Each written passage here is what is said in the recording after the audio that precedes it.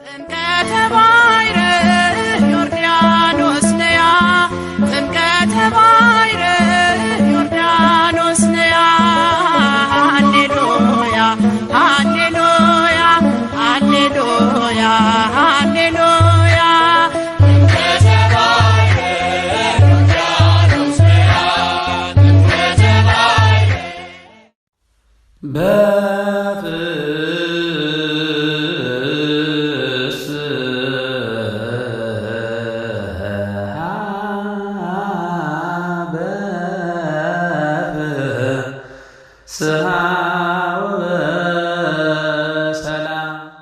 የአምላካችሁን የእግዚአብሔር ቃል ኪዳን ታቦት ሌዋውያን ካህናት ተሸክመው ባያችሁ ጊዜ ከሰፈራችሁ ተነስታችሁ ተከተሉት።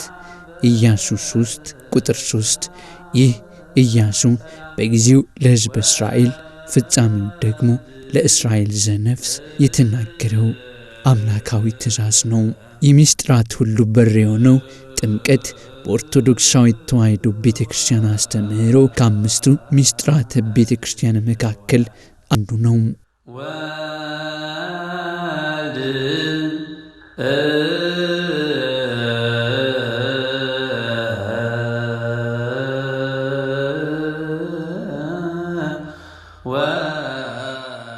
ከዋና ከመንፈስ በመወለድ የእግዚአብሔር ልጅነት የሚገኝበት ጥምቀት ነው። በየዓመቱ የሚከበረው የጥምቀት በዓል ደግሞ የአደባባይ በዓል በመሆኑ ልዩ ስሜት የሚሰጥና በምእመናን ዘንድ የሚናፈቅ የአደባባይ ክብረ በዓል ነው።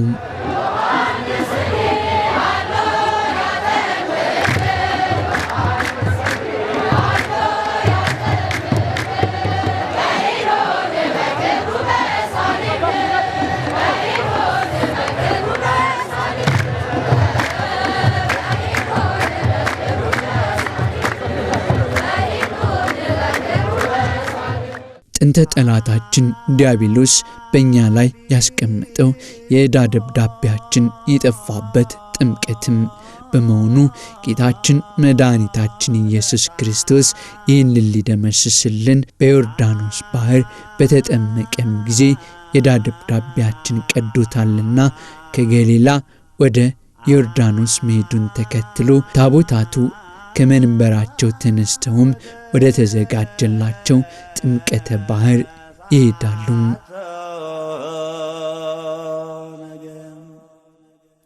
በዚህ ጊዜ ምእመናን ከየአጥቢያቸው የሚነሱ ታቦታትን በእልልታና በኦሆታ እያጀቡ ወደ ባሕረ ምጥማቃቱ ከታቦታቱ ጋር ይጓዛሉ።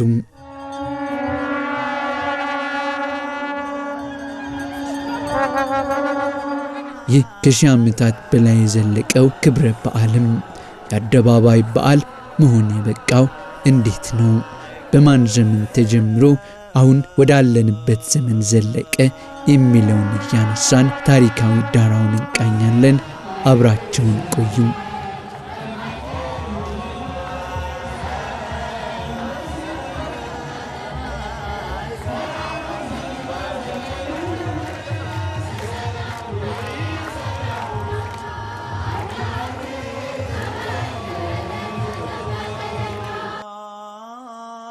ባሕር አየች ሸሸችም፣ ዮርዳኖስም ወደ ኋላው ተመለሰ። ተራሮች እንደ ኮርማዎች፣ ኮረብቶችም እንደ ጠቦቶች ዘለሉ። አንቺ ባሕር የሸሸሽ፣ አንቺም ዮርዳኖስ ወደ ኋላሽ የተመለስሽ ምን ሆናችኋል? እናንተም ተራሮች እንደ ኮርማዎች፣ ኮረብቶችስ እንደ ጠቦቶች ለምን ዘለላችሁ?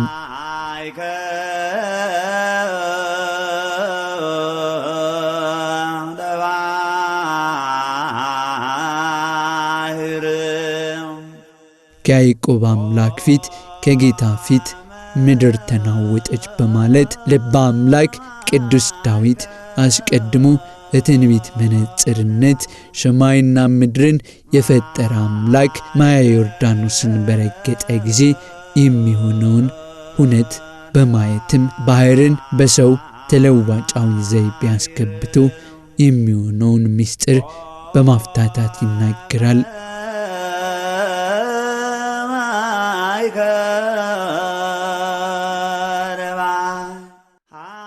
የጌታችን የመድኃኒታችን የኢየሱስ ክርስቶስ አርአያነቱን ምሳሌ በማድረግ ከገሊላ ወደ ዮርዳኖስ ባህር ወደ ዮሐንስ ሄዷልና ታቦታቱም ከመንበረ ክብራቸው ተነስተው ወደ ጥምቀተ ባህር ይሄዳሉ።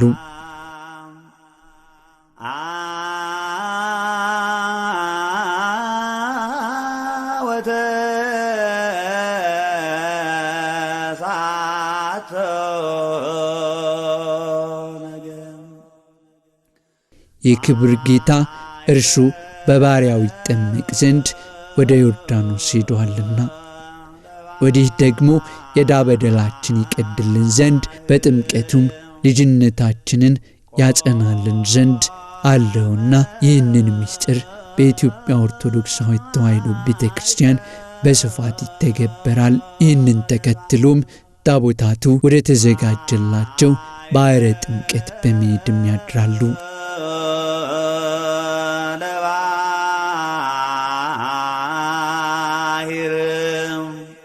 ጥምቀት መንግሥተ ሰማያት ለመውረስ ከሚያበቁ የምንፈጽማቸው ምስጢራት መካከል መሆኑንም ጌታችን መድኃኒታችን ኢየሱስ ክርስቶስ በዮሐንስ ወንጌል ተጽፎ እንደሚገኘው ለኒቆዲሞስ እንዳስተማረው ሰው ከውሃና ከመንፈስ ካልተወለደ በቀር የእግዚአብሔርን መንግሥት ሊያይ አይችልም ብሏልና ይህንን ምስጢር በሁሉ ዘንድ ይፈጸማል። በዓለማት የክርስትናው ታሪክ ውስጥ ቀዳሚ ከሆኑት ሀገራት መካከል አገራችን ኢትዮጵያ በብዙ መልኩ ትጠቀሳለች። ኦሪትንና ሐዲሳትን አስተባብራ የያዘች ሀገራችን የአዲስ ኪዳን ጥምቀት ስትቀበልም ጌታችን ባረገ በ34ኛው ዓመተ ምህረት መሆኑንም ታሪክ ቤተ ክርስቲያን ያስረዳል።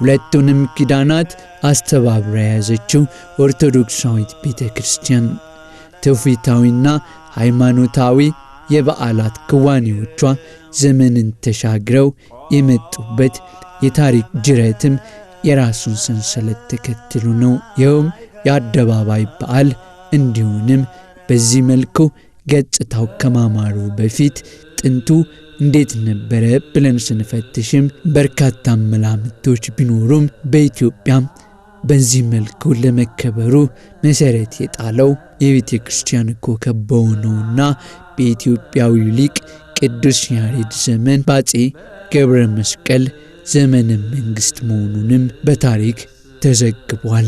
በሀገር አቀፍ ደረጃም የጥምቀት በዓል በሜዳና በወንዝ ዳር እንዲከበር የተወሰነውም በዚህ ዘመን መሆኑን አብዛኞቹ የታሪክ ምንጮች ይስማሙበታል።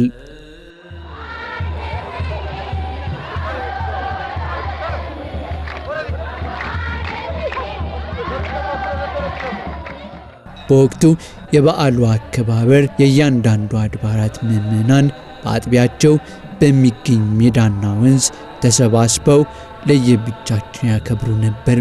ማህሌታይ ቅዱስ ያሬድ የነበረበት ዘመን በመሆኑ ቅዱሱ የበዓሉን ቀለምም ብሉያትና አዲሳትን በማስማማት ነግሱን ማህሌቱንና ዋዜማውን በምን አይነት መልኩ መሆን እንዳለበትም ሥርዓተ አምልኮ የሚከናወንበትን ሥርዓት በመስራትም ከአፄ ገብረ መስቀል ጋር በመሆን በአገልጋዮችም እንዴት ተገበር መወሰኑም ይነገራል። ይህ የቤተ ክርስቲያን ጌጥ በሆነው በሊቁ በቅዱስ ያሬድ የተሰራው ሥርዓትም ከትውልድ ትውልድ ሲቀባበል ቆይቶ እስከ ቅዱስ ላሊበላ ዘመን ዘለቀ።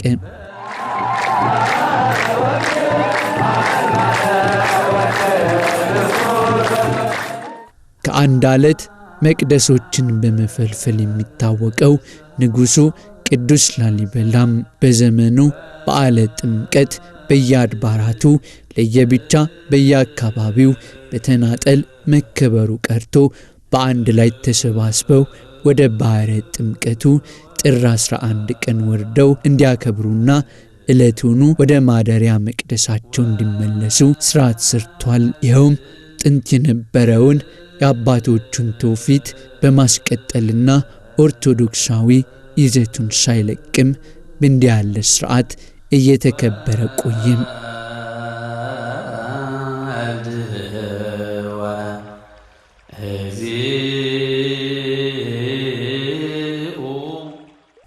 ይኸውም ሲወርድ ሲዋረድ መጣና በአፄ ይኩኖ አምላክ ዘመነ መንግሥት ሌላ ማሻሻያ ተደረገለት።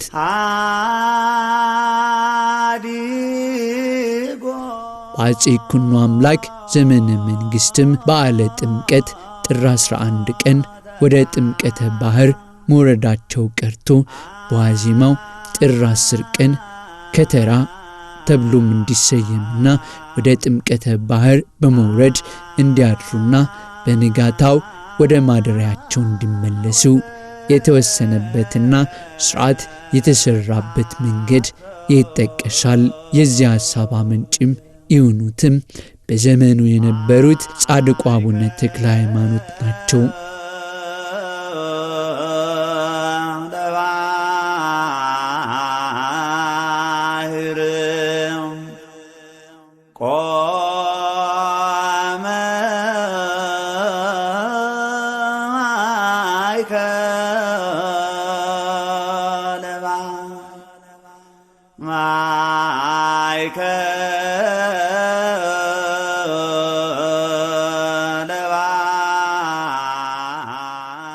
በዓለ ጥምቀትና የከተራ በዓል እየተከበረ ቆይቶ ጥቂት ማሻሻያዎችን እንዲደረግም የሆነበት ሥርዓት ደግሞ በአፄ ዘርዓ ያዕቆብ ዘመነ መንግሥት ቀጥሎ የተወሰኑ ማሻሻያዎች ተሻሽለው ሥርዓተ በዓሉም እንዲከናወን ሆኗል። ይኸውም ታቦታቱ ወደ ወንዝ ወርደው ሀገርን በኪደተ እግራቸው እየባረኩ እንዲቀድሱ ቡራኬን እንዲሰጡ ከተደረገ በኋላ ሲመለሱ ግን በሄዱበት መንገድ ሳይሆን በሌላ መንገድ ሀገርን እየባረኩና እየቀደሱ እንዲመለሱም ተደርጓል። በሀገራችን ኢትዮጵያም ታቦትና ሙሽራ በሄደበት አይመለስም የሚለው ብሂልም ከዚህ እንደመጣና ሥርዓተ ትውፊቱ መሠረቱን ያገኘው ከዚህ ከጥምቀት በዓል መሆኑንም በታሪክ ተጽፎ ይገኛል።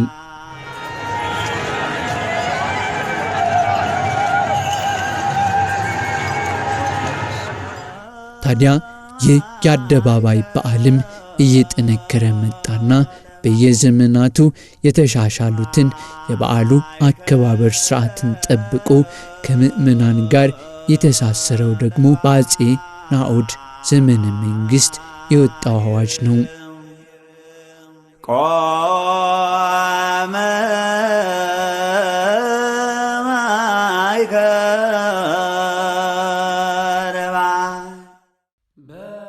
የአዋጅም ምእመናን ከአብያተ ክርስቲያናቱ የሚመጡትን ታቦታት አጅበው ወደ ጥምቀተ ባሕሩ በመውረድ እያከበሩ እንዲያድሩና በንጋታውም አጅበው እንዲመለሱ አዋጅ ማወጃቸው ነው። በዓሉ ስለ ሰው ልጆች የተደረገውን ምሕረት የሚታሰብበትና አምላካችን ቅዱስ እግዚአብሔርም በዛ ስፍራ ላይም በሌሊት መጠመቁን በማውሳት ይህንኑ ምሳሌነት በማምጣት ያመነች ኦርቶዶክሳዊት ተዋሕዶ ቤተክርስቲያን ሥርዓቷን በዚህ መልኩ እያሳደገችና ትውፊታዊ ቅብብሎሹ እንዲቀጥልም ሥርዓቶቹ ከጊዜ ወደ ጊዜ ከቤተ ክህነት አገልጋዮች ጋር በዘመኑ ከነበሩት ነገሥታት ጋር በመነጋገር ሥርዓቱ በዚህ መልኩ እየተጠናከረ የአደባባይ በዓል ሆኖ ቀጥሏል።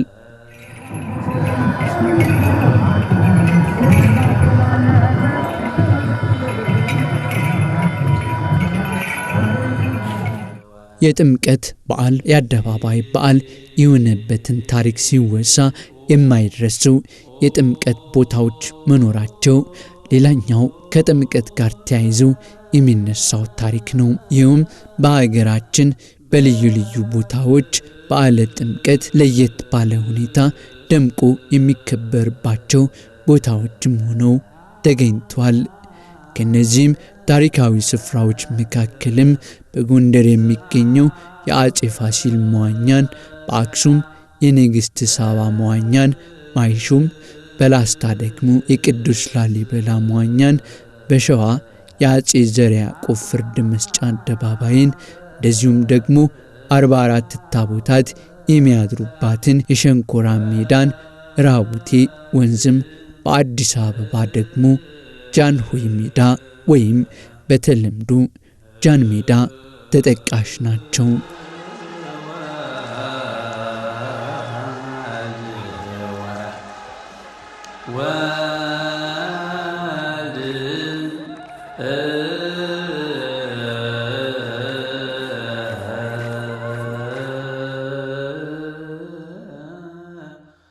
እነዚህ ታሪካዊ ስፍራዎች በዓሉን ከማድመቅም ባለፈ በልዩ ልዩ ኦርቶዶክሳዊ ስነስርዓት ደምቆ በዓለ ጥምቀት ሲከበር አብረው የሚነሱና የሚደምቁ ናቸው።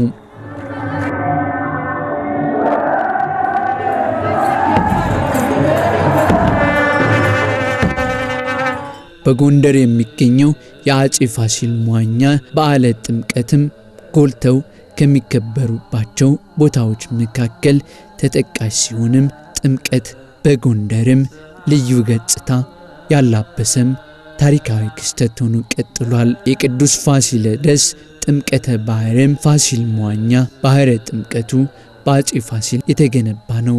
ይህ ውብ ባህረ ጥምቀትም ከዋናው የአጼ ፋሲል ቤተ መንግስት ግቢ በምዕራብ አቅጣጫ በ2 ኪሎ ሜትር ርቀት ላይ ይገኛል። ባህረ ጥምቀቱ ጎንደርን ከሁለት ከፍሎ ከሚያልፈው ቃ ወንዝ ዳርቻ ላይ የሚገኝ ሰፊ ግቢ ነው።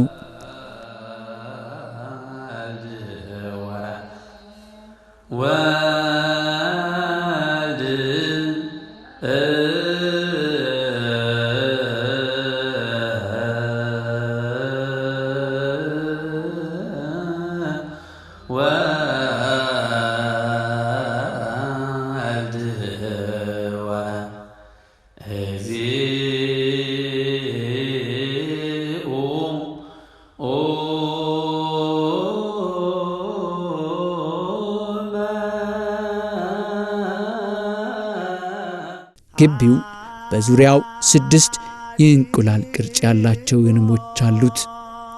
በአማካኝ 50 ሜትር ርዝመትና 30 ሜትር ስፋት ባለው ባህረ ጥምቀቱ እምነትን፣ ታሪክንና ውበትን አጣምሮ በመያዝ ጎንደርና ጥምቀት ተብሎ እንዲገለጽም የራሱን ገጽታ ያላበሰ ጎልቶ የሚታወቅ ታሪክ ነው። የባህረ ጥምቀትም ከቀናት በፊት ቦታው ተሰናድቶና ተዘጋጅቶ የሚሞላ ሲሆን እጅግ በርካታ ሰዎችም በአንድ ላይ የሚያስተናግድ ነው። የጎንደር ታቦታትም በቀሳውስት ዝማሬ፣ በምእመናኑ እልልታ፣ በወጣቶች አጀብና ከየአካባቢው ተነስተው ወደ ተዘጋጀላቸው ወደዚሁ ፋሲለደስ ባህረ ጥምቀት በግርማ እንዲህ ተሰልፈው በዓሉን በማንገስም ልዩ ኦርቶዶክሳዊና ሀገራዊ ገጽታ ለተቀረው ዓለም በማሳየትም ኦርቶዶክሳዊ ትውፊቱን እንዲያሳውቃሉ።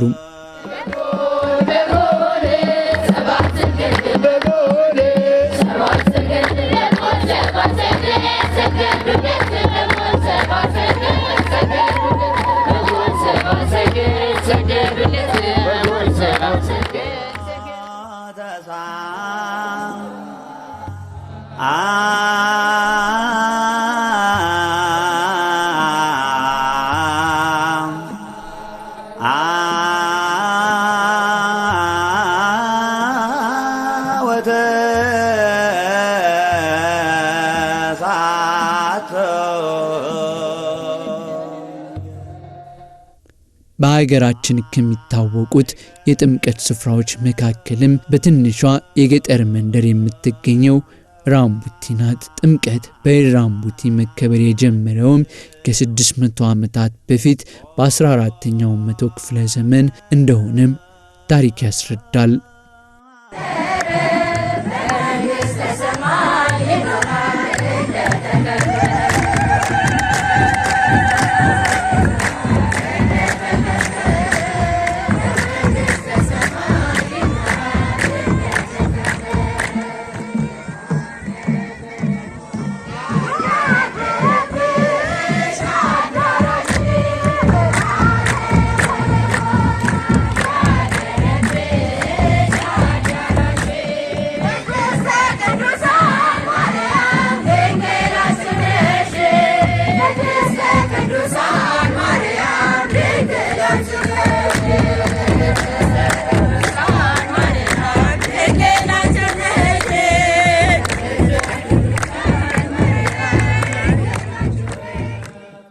ጌታችን መድኃኒታችን ኢየሱስ ክርስቶስ በተጠመቀበት በዮርዳኖስ ወንዝ አምሳልም ዳግማዊ ዮርዳኖስ እየተባለ በሚጠራው የሸንኮራ ወንዝ ላይ የሚከበረው የራምቡቲ ጥምቀት በአፄ ልብነ ድንግል ዘመነ መንግስት በኢትዮጵያ ከሚከበሩ ደማቅ የጥምቀት በዓላት መካከልም አንዱ ሆኖ እንዲቀርም እስከ ዛሬ ድረስም እየቀጠለ የሚገኝ ስፍራ ነው።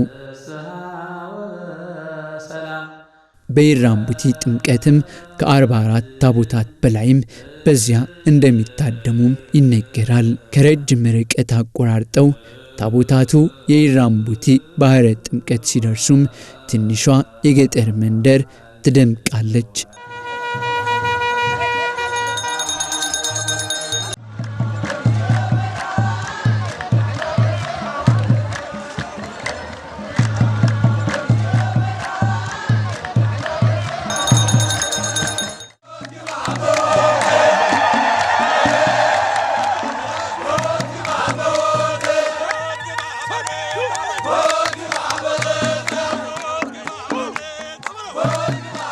በእንዲህ ያለ መልኩ ደምቆና ጎልቶ ይታያል።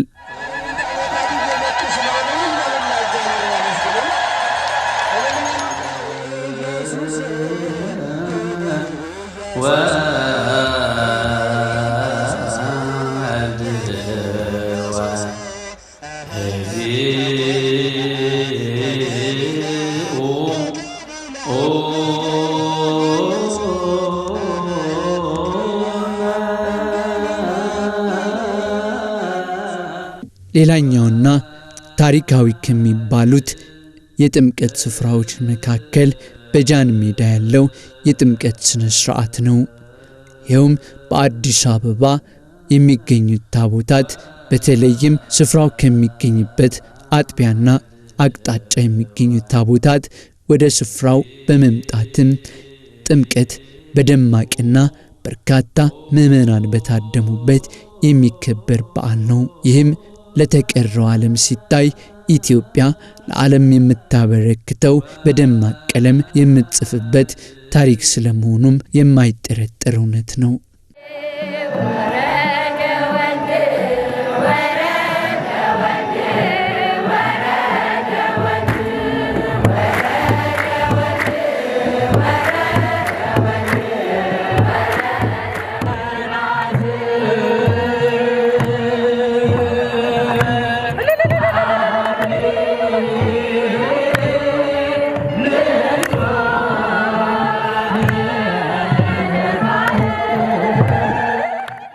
ይህም በመሆኑ በሀገራችን ኢትዮጵያ ከሃይማኖታዊ በዓል ባለፈም ከፍተኛ የሆነ የኢኮኖሚ ትስስርን በመፍጠርም በርካታ ጎብኚዎች ወደ ኢትዮጵያ እንዲመጡም በጥምቀት ሰሞንም ይህንኑ እንዲያዩ በኢትዮጵያ የሚገኙ ታሪካዊ ስፍራዎች ቦታ እንዲጎበኙ የራሱን የኢኮኖሚ ከፍተኛ ምርታን በመሆንም የሚጠቀስ በዓል ነው።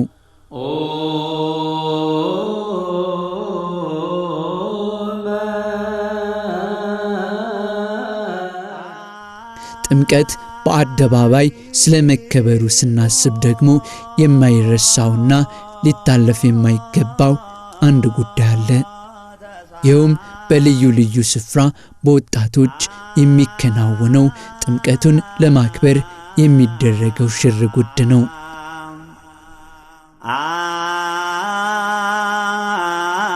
ጥምቀት በደረሰበት ሰሞን ጀምሮ ታቦታቱ እንደ ቆይታ ጊዜያቸው እስከሚመለሱበት ጊዜ ድረስ በልዩ ልዩ ህብረ ቀለማት በማሸብረቅና አካባቢውን በማጽዳት እንደዚሁም በልዩ ልዩ ንዋያተ ቅድሳት ታቦታቱ በሚሄዱበትና በሚመለሱበት እንዲሁም በሚያርፉበት ቦታዎች ልዩ ደማቅ የበዓል ገጽታ እንዲኖረው የሚሰሩት ስራም በሁሉም ምእመናን ልብ የቀረ ነው።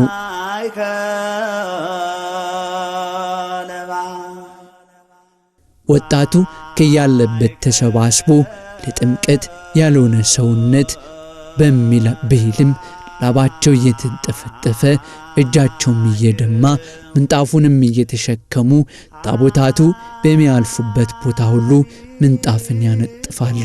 በልዩ ልዩ ኦርቶዶክሳዊ ሥርዓት እንዲከናወንም ከቅርብ ጊዜ የመጣ በወጣቶች የአደባባዩን ክብረ በዓል እንዲደምቅ የራሳቸውን አስተዋጽኦ አድርገዋል። ይኸውም በጥምቀት በዓል የማይዘነጋና የማይረሳ ታሪካዊ ክስተት ሆኖም እየቀረ ይገኛል። አምላካችን ቅዱስ እግዚአብሔር የዓመት ሰው ይበለን።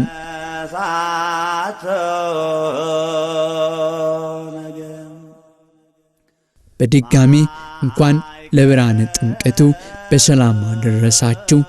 ቸር ቆዩልን።